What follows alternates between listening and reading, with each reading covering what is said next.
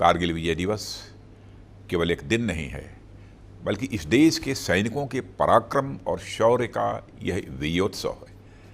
साथियों, हमारे देश में अनेक पर्व ऐसे आते हैं जो इस देश के वीर सपूतों के शौर्य और पराक्रम की याद दिलाते हैं।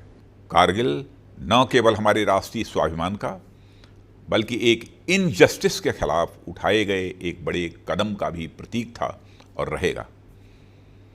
कारगिल विजय के शिल्पी तत्कालीन प्रधानमंत्री श्री अटल बिहारी वाजपेयी जी ने उस समय राष्ट्रीय सुरक्षा पर अपना जो दृष्टिकोण प्रस्तुत किया था, उसका जिक्र मैं यहाँ करना चाहूँगा। उन्होंने कहा था, हमने यह साबित कर दिया कि हम किसी बाहरी दबाव के सामने नहीं झुकेंगे। हमने यह भी साबित कर दिया कि हम एक जिम्मेदार राष्ट्र हैं। राष्ट्रीय सुरक्षा के दायरे में हम जो कुछ भी करते हैं वह हमेशा आत्मरक्षा के लिए करते हैं, आक्रमण के लिए नहीं है।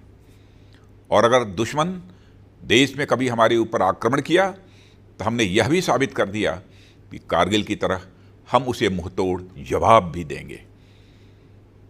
साथियों, यह सेंटिमेंट जैसा 21 साल पहले था, वैसा ही आज भी है। हम शांति चाहने वाले देश हैं, पर किसी संकट के समय अपनी राष्ट्रीय एकता और संप्रभुता के लिए बड़े से बड़ा कदम उठाने के लिए भी हम हमेशा तैयार हैं। अभी हाल ही में मुझे लेह लद्दाख जाने और वहाँ से इन वीर सपूतों को श्रद्धांजलि देने का अवसर प्राप्त हुआ था। इसके पूर्व हमारे आदरणीय प्रधानमंत्री श्री नरेंद्र मोदी जी का भी वहाँ जाना हुआ था और उन्होंने वहाँ अपने सैनिकों के साथ एक जीवंत संबंध स्थापित किया। और मुझे कहते हुए खुशी हो रही है कि 20 वर्ष पहले के मुकाबले मैंने वहाँ बहुत बड़ा बदलाव देखा।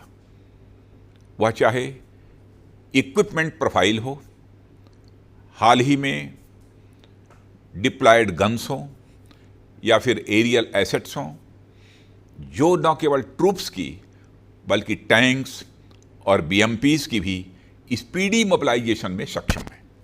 साथियों, आज हम देशवासियों को अपने सैनिकों की इसी निष्ठा और कर्तव्य भाव का अनुकरण करने की ज़रूरत है।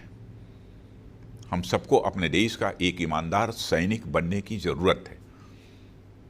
देश की सीमा पर रहकर देश की सेवा करना एक सैनिक का धर्म तो है ही, साथ ही देश के अंदर रहकर भी देश के प्रति अपने कर्तव्यों का ईमानदारी से निर्वाह करना भी एक सैनिक धर्म ही है।